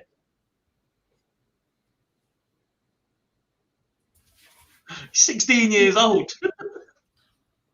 I hope he's got a good accountant. But that's without the appearance fees or anything else that he's doing. He's 10 grand on the development tour so far this year. He's playing in ADC events. He's still playing in JDC. He's still young enough to go and mop up the JDC Advanced Tour. That is something, though. I know you said, and I'm not going to dwell on it, but like you said there, Phil, like that is like, and we do. I hope he's got a good accountant, but I genuinely think that it's something that organisations like the PDC and because we know there's a little bit of the feast and the famine on tour. That there are players towards that bottom end that let's be honest, their earnings aren't sustaining any sort of lifestyle, and there's players at the top end, but some of these people, if you look at the likes of Josh Rock, who, let's be honest, has earned serious money in a short period of time at a very young age. And I don't know, there might be systems in place whereby, these people are introduced to wealth management consultants and they're kept right on their tax and out and not, clart around with ridiculous investments and lose it all and arse about. I know in other sports, football, rugby, various other places, there's a lot of support for young players that all of a sudden have lots of money coming in. I don't know if that exists in darts, but if it doesn't, it should for the likes of Luke Littler and Josh Rock and people that have all of a sudden got a shitload of cash and might not know the best way to deal with it. Yeah, completely, absolutely. But yeah, look, and I agree with Johnny. Let's see where he's in 5 years. A lot can change. I completely agree, but I just think I had hair 5 years ago. He is the best equipped at this age to go on and be a world champion since Michael van Gerwen. Yeah. 5 years ago, this conversation would have been about Leighton Bennett and Justin van der Gaal and what they can go and do. Van der Gaal, the next big thing to come out of the Netherlands. Leighton Bennett 3 years ago was doing exhibitions of Phill Taylor in the Tower of London, for Christ's sake. So who if you had to pick one future world champion, who's more likely to win it, Josh Rock or Luke Littler? I'm going Luke. Where's your 50 pence going? Luke? I'm going Luke. Despite the fact Josh has had that 18 months on tour and has a ridiculous ceiling, I just think Luke just has that much more it feels like Luke has a lot more darts experience than Josh already, because he's been doing JDC, because he's had more years on the development tour, because he's been there and done that in WDF events and has played in a world championship at that level already. And you just expect more to come from him as well. Whereas Rock, until he went to Q school, wasn't that well known, to be quite honest with you. It's not as if he'd been around and smashed up the Dev Tour for a couple of years and done that, or been to WDF events and put himself in World Championship finals. Luke has done a darting apprenticeship that takes a lot of people until they're 30 to do. Good points, well made. Yeah. Look, darts is in a fabulous place. We're talking about Rock and Littler. We've had Gian van Veen on today. You look at the talent coming through, and look, the next one I'm going to say, look, it's going to be Marmite. However, I didn't know if he could come back, but you look at the numbers Wessel Nyman's posted since his return as well. See what? He's playing that kid, properly playing at the minute. Looking That's what I mean. Very good. You look at the youngsters coming through, it is in a very good place.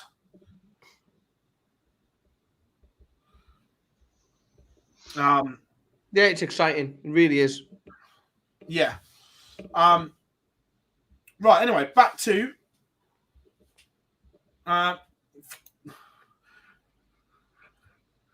John wants a conversation, Dan. How are we doing, John? Hope you are good, mate. Yeah, do you have a contact with our friend Mr. Jarlath Eaton or something similar? Do I have contact with him? For your Fire Stick? No. Well, yeah, I do. Yeah, yes and no. I sort of dabble a little bit, but I have a bit of a rule that I only use it for certain things. Okay, this is available on that. My Sky bill's £150 a month, put it that way. I'm still paying for everything. We're just right off. It's on some sort of Fire Stick service that you may or may not have under UK Sports, PDC TV, or Viaplay if they're showing it as well. I'll look into the matter, and John, I'll fire you a message on Twitter if I figure out how to get on the telly. Yeah, it's an option on a lot of services, shall we say. Not that I'd know that. No. Right, before we open up question time, have we missed anything, boys? I don't think so. Everything I had on my list, Luke Littler was the last thing on my list of bits and pieces to chat about. I think I've got through everything. Other than the fact that if anybody in the chat room has a standing ticket for the Wednesday night of the match play, like any ticket at all that even just has me stood at the back, please drop me a message on Twitter and I will more than happily exchange money for that ticket. Here comes the money. Because I'm struggling for the Wednesday night. And Mace is in Trilogy on the Wednesday night, so I don't want to miss it. me, Boise, and Mace in Trilogy. Like, and in fact, if you've got a ticket for the Wednesday night of the match play, and if you've got a spare, get in touch with me because you probably won't have to buy a drink in Trilogy that night because I'll be paying for them.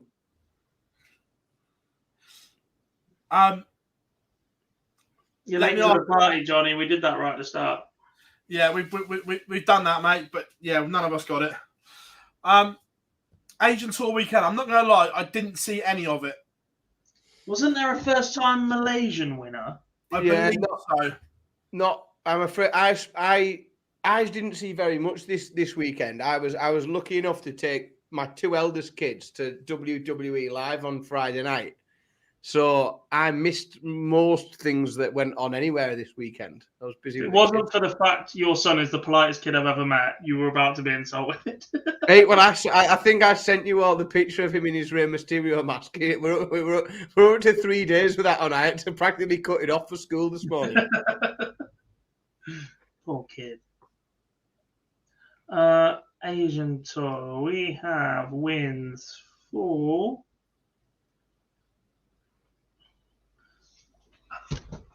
yeah, no, not pronouncing that one.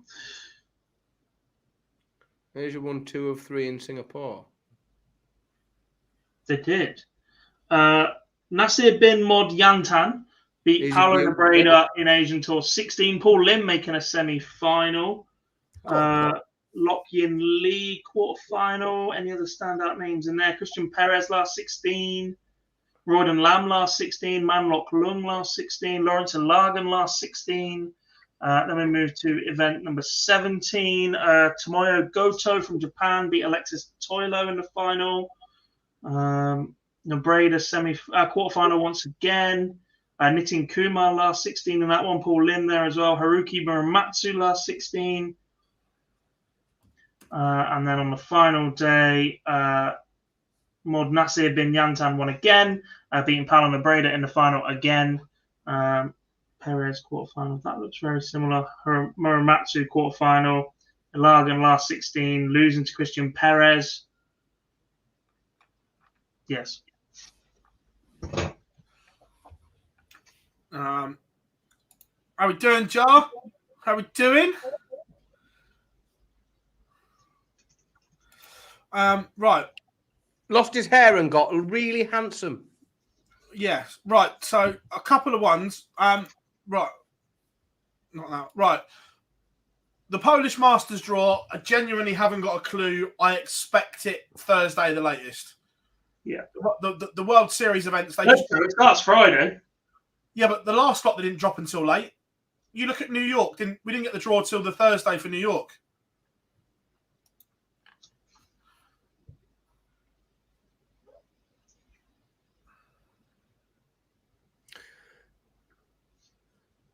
Yes. Some players in there that can do a bit in there.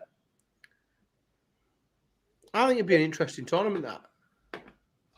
Yeah, I'm looking forward to. So right, let's go back through some of the questions. None starred, which is good. This one's coming up quite a lot. First tour card holder not to be picked. Surprised or not? No, because at the minute, so we know who he is. We all know who he is. But a lot of people, the casual viewers of darts, that are following what's going on at the minute, he's a bloke that doesn't turn up to tournaments. And we know there's reasons why, and he hasn't got a visa and everything else. But he's not, and I know this sounds a bit harsh, he's not remotely relevant at the minute in any way. And that's what these tournaments are focused on. We select the players who are the most relevant. And he just isn't at the minute at all in any way. Because he's not playing darts where anyone can see him. Yeah. It's interesting. I still thought they may have put him in. Did you really? Did you think he'd be? Yeah. Just because they've never left tour card holders out before. But he's entertainment, and he is a bit of a ticket seller, I guess, still, because there is that mystery around Corey Cadby. But when you say ticket seller, do you not think it'll be sold out? I'm just using their lines against him, Dan. He's but that's what I mean. Premier League sold out, it, but there's still ticket sellers in the lineup. Yeah, but that's the point. In that, I just think, there's no what is the case? What case is there to add him? There's no commercial case to it. He's not going to bring any extra revenue. He's not going to sell any more tickets because you're going to sell them all already. People, Henry, he's got more eyes on him. Well, more eyes on him than who? More eyes on him than a player in the top 8. I wouldn't have thought so.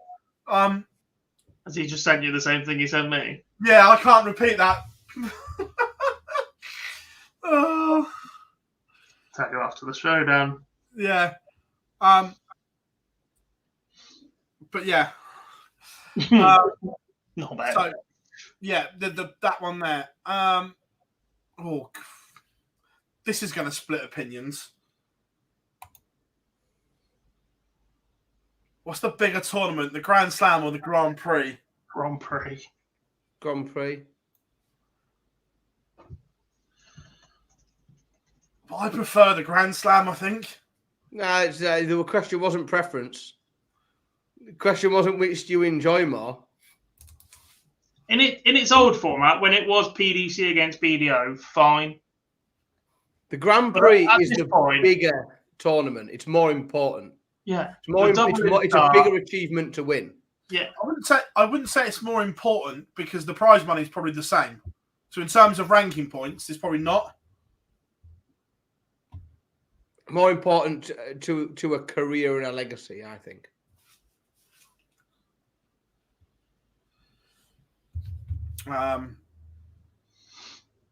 Right. What other questions? Yeah.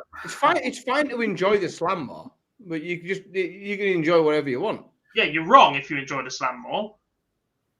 Probably want your hard drive check in, but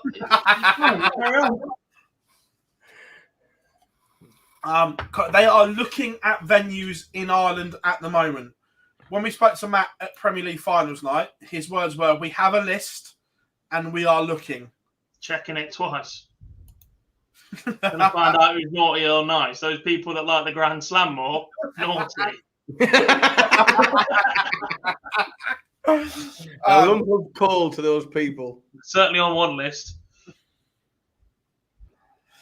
Yeah, so they are looking. I don't think it's going to be at the City West because that's still being used for Ukrainian refugees, but they are looking at venues in there, which is good.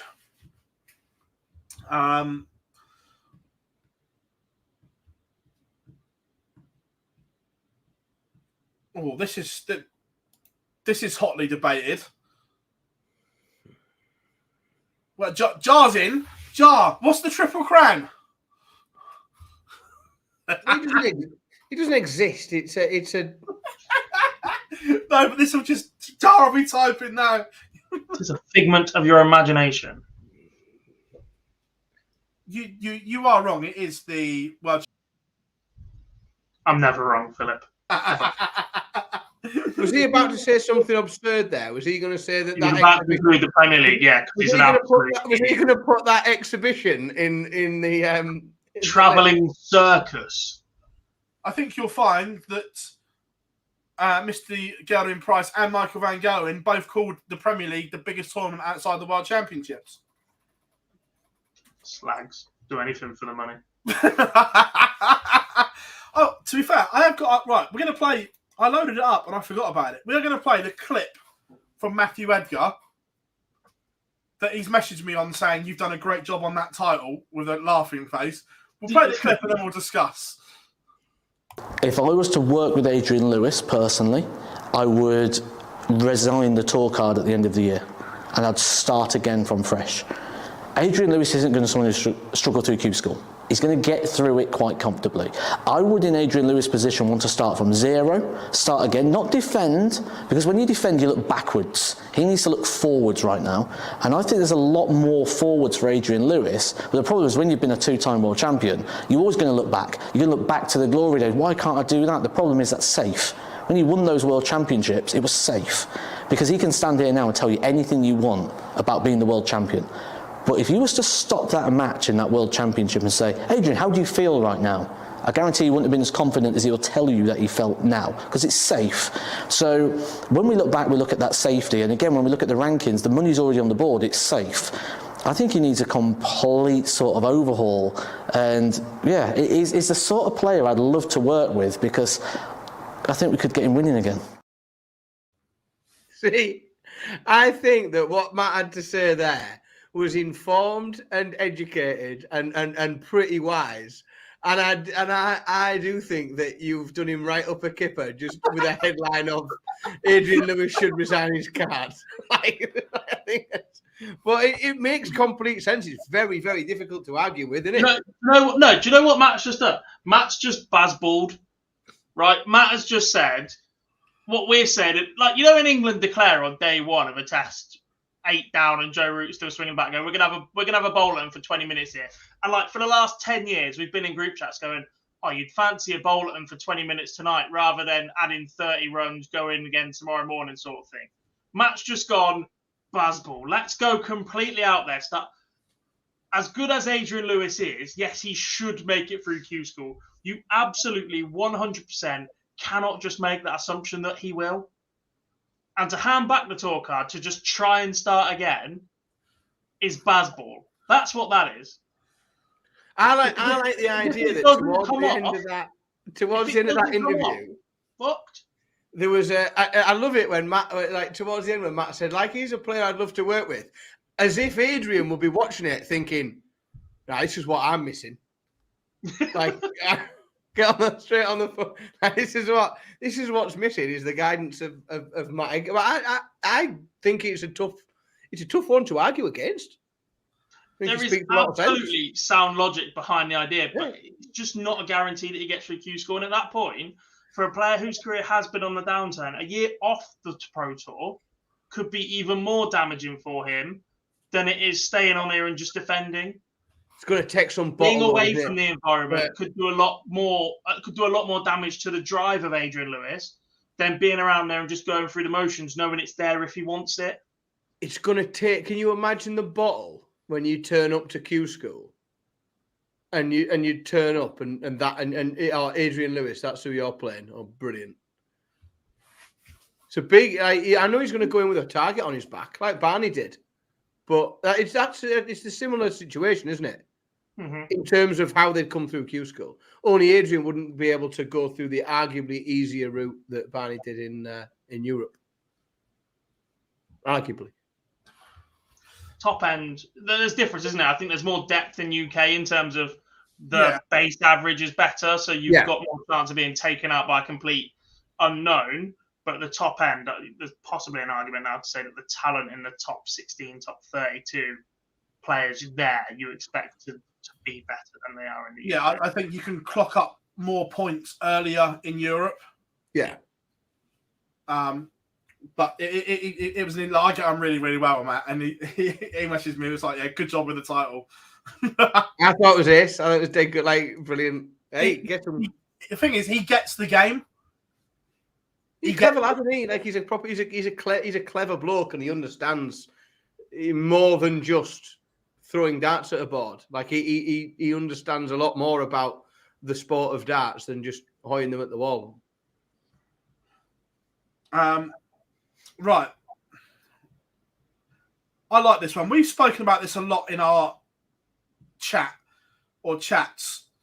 I'm going to throw it open to the chat room as well. No, wrong one. It moved. I hate it when it moves. It's a copy of wrestling question. Who is your Mount Rushmore of darts? I'm off. Oh, 4.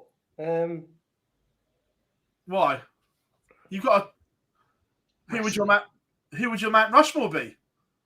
That's American. That's even worse. Hello to our friends across the pond. How many of you? I think this is a really good question. I really do. And chat room, get involved. I'm interested to see who yours would be.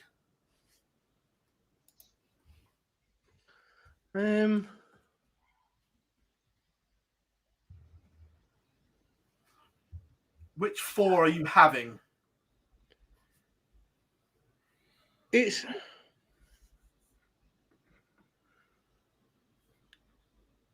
a bloody hard question, isn't it? Oh, ridiculous question. You can't. I think 3 of them pick themselves, and then the 4th is down to personal preference, perhaps generational preference, depending on how old you are. But for me, Taylor, Van Gerwen, and Bristow are bankers. Like they're there, and then it's one from 4 or 5, in my opinion. I'm going to throw something into the mix. One of mine is potentially not a player. You're not putting Barry there. Arguably. Because without Barry, the darts we have today isn't there. Because the PDC was on its arse. It was about to go bust. Yeah, but you said this was a wrestling question, and you wouldn't have Vince McMahon on your Mount Rushmore wrestling, would you? No, but people do. when you listen to people arguing this, people have put Vince McMahon on their Mount Rushmores. Oh. Yeah. Without Barry's money at the time when he came in, darts as we know it now would not even be a thing because they couldn't even afford to pay the prize money. They were paying prize money instead. Barry's money then. Well, what about Ollie Croft then? There's an argument. You can't then just only have 2 players. I'm going 4 players. Yeah, I'm quite pleased in that the chat room seems to have gone with my 3 bankers, but then it's the 4th one's hard because do you go Duzzer or Dobie? That's the difficulty, isn't it? Who makes the best Carmo? I'm not saying I put him, but there's an argument to put him in there. I only have 2 of Dan's 3. What? You're going Taylor and Bristow, I reckon. Yeah. You haven't got MVG there? Well, no, because there's no Obama on there right now, is there? He's the modern. I'm going forged what it is. Ooh, effectively. Well, and that's why I said because there's so many to decide from your likes of Priestley and Bob and John Lowe, etc. I've gone for a character that I think changed the game a little bit. It's not Jim Boyne, is it? No. Bobby George. He added the razzmatazz, the walk-ons, the fancy, whatever. He made that part of it. Or he was certainly a big case for that part of it. I know John Lowe was completely against that, but if you look at what darts is today, if Bobby George doesn't step out and do that sort of thing, then I'm not sure we get to where we are now with all the shirts and the crowd and the fancy dress and all that sort of stuff. And the other one has to be Trina Gulliver, 10-time women's world champion. I can't argue against that one. I think she paved the way for what is there. Look, I think it's 3 from 4, and I'm happy for that to be your 4th. If you ask me this question in 20 years' time, Van Gerwen will no doubt be on there because he changed the way that you enjoy it and that sort of thing, and he dominated in an era that it was possibly as difficult as ever to do. But if you want a Mount Rushmore of who got us to where we are right now, you think Bobby went against the curve as well. He didn't really turn pro. He went and played money matches for a career. He did something different. It's a really interesting question.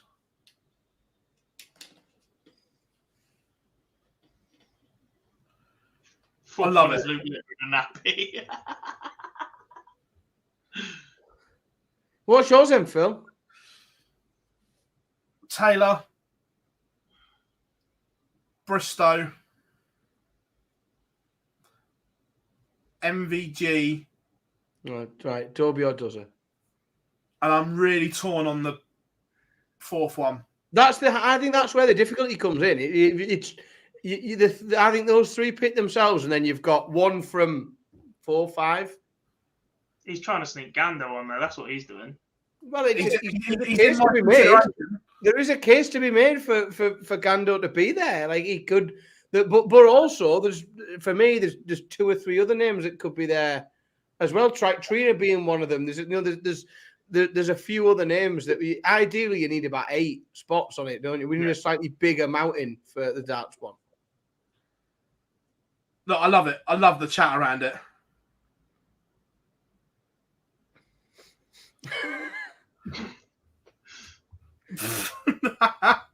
I was tempted to do that just to knock Jar off, to be fair.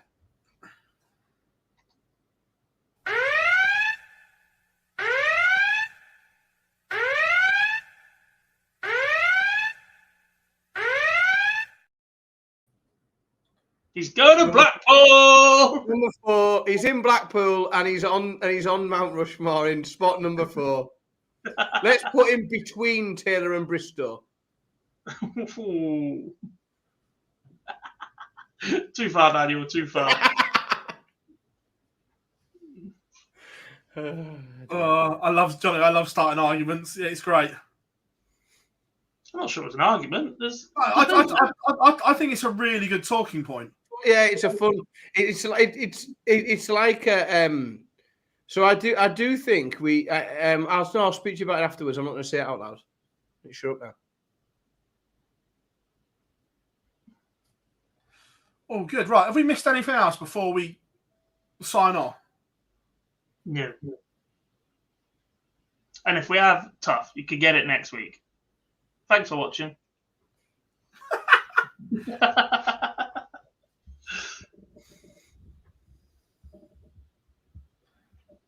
Interesting. Remember, Pro Tour is back Monday, Tuesday.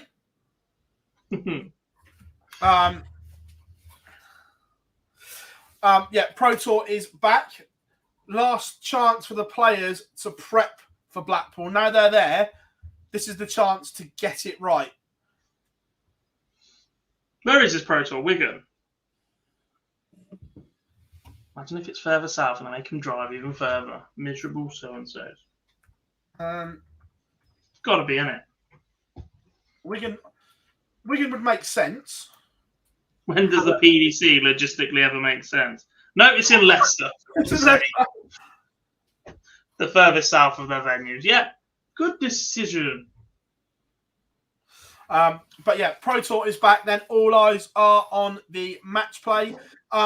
We are going to do a Pro Tour stream jar, and then we will go straight into the live lounge because we've got the World Match Play to preview and everything like that. I'm not going to spoil it, but fingers crossed we've got a blockbuster guest for next week.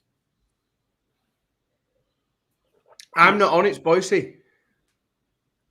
Oh. What's that? Is he back next week? I said I'm not on, it's Boise. He might not be. I can't remember which week. He's missing one more this month. Oh, I might be back then. Yeah. There's your blockbuster guest. Yeah, a potential blockbuster guest. We'll have two guests because we've got one of our friends, Mark, is coming on from Betfred as well to preview the match play with us as well. But plenty coming up. If you haven't yet, make sure you drop us a like and subscribe. All our social platforms are there. Facebook, Twitter, Instagram, here on YouTube and TikTok. Well, we've just hit 10K on TikTok, boys. Don't ask me how, because I haven't got a freaking clue what we're doing, but we've hit 10K. I haven't got TikTok. Oh, I have no idea. Ignore us. I leave that to my 14-year-old daughter. Get her to follow us then. I will. I'll tell her to every subscriber helps. But thank you very much, everyone. Matt Edgar interview is live on our YouTube channel now, and we've got another 4 to go out this week. Going Price, Johnny Clayton, Joe Cullen, and Hendo talking about his seniors debut, which will be good. But first of all, thank you very, very much, everyone indeed. Phill Bars, Jack Garwood, Lee Boyce. We have been the Online Darts Live Lounge. Lee Boyce. Signing out, and we'll see you all very, very soon. What are you laughing at? You just said Lee Boyce. It's Daniel Pillock. Oh, sorry. And Dan. See you, everyone. Bye. I'm trying to. Giles just messaged me something rude. And I was reading it at the same time. Just play the video. Goodbye, everyone. So we just fucked it up. It's all good. Bye.